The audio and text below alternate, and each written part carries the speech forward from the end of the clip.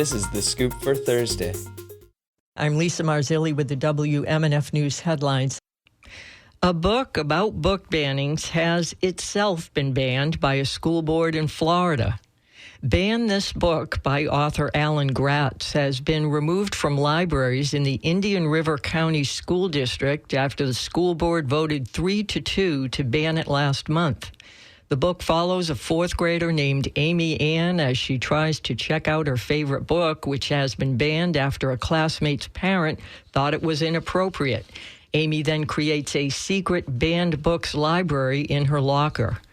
Jennifer Pippin, an activist with the far-right group Moms for Liberty, spearheaded the effort to bring the book to the board's attention. Board members justified voting to ban it on the grounds that the book was teaching rebellion of school board authority. Gratz, its author, called the decision incredibly ironic, saying it feels like they're somewhat ashamed of what they're doing and they don't want a book on the shelves that calls them out.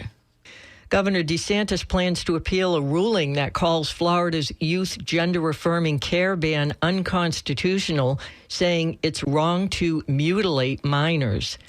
The law was signed in 2023. It banned anyone from using state Medicaid funds for gender-affirming care. It also banned trans minors from surgeries and puberty blockers.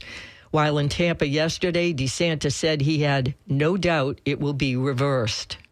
The St. Petersburg mayor and city council gave an overview of the updated plans for the proposed new Rays Stadium yesterday. WMNF's Megan Bowman reports city administration is focused on limiting its risks while ensuring the Rays remain in St. Pete.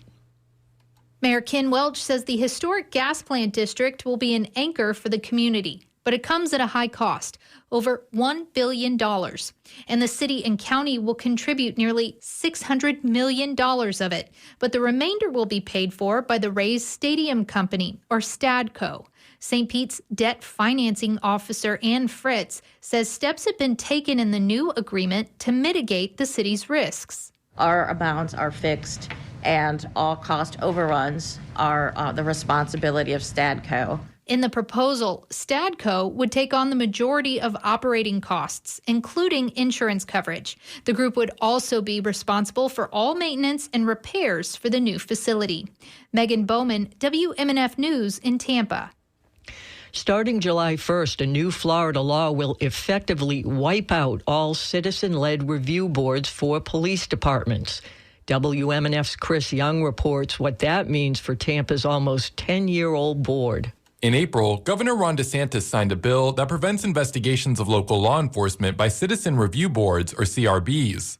The law also creates specific rules regarding its makeup.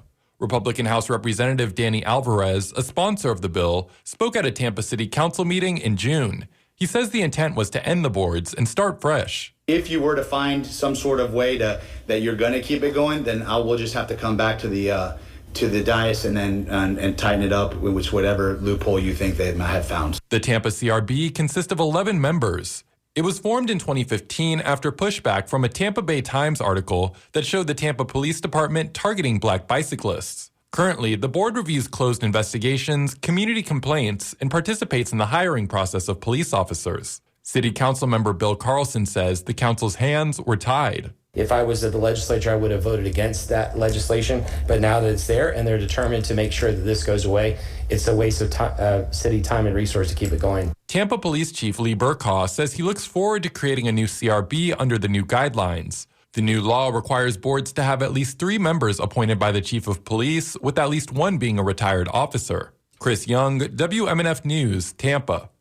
Governor DeSantis is ramping up his fundraising in an effort to defeat a pair of November ballot measures aimed at preserving abortion access and legalizing recreational pot. DeSantis has called ballot amendments 3 and 4 very, very extreme and vowed to fight the measures.